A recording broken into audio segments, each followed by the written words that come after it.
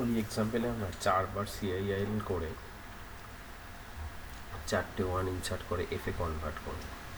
কীরকম না, আমি যদি এক্সাম্পলটা দেখে নিই একটু, যে আমার 4টে করে টোটাল 16টা জিরো আছে। টোটাল 16টা যদি জিরো থাকে, যদি একবার লেফট শিফট করি তাহলে সব এক ঘর করে বাঁদিকে সরবে, আর একটা ঘর আমার ফাঁকা থাকবে, সেই ঘরটা ফিল আপ করবে কে? ই দিয়ে। তাহলে ইতে 1 আছে, তাহলে আমি যদি এরকম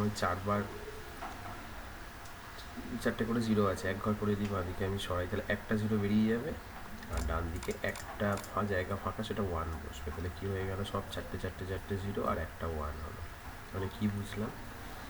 আমি যদি সব জিরো থাকে, আমি যদি একবার সিএমই করলে ওই 1টা একটা 1 রাইট সাইডে ঢুকবে। তো এখানে যেটা করা হয়েছে, আমরা 4বার ওই একই কাজ 4বার করেছি।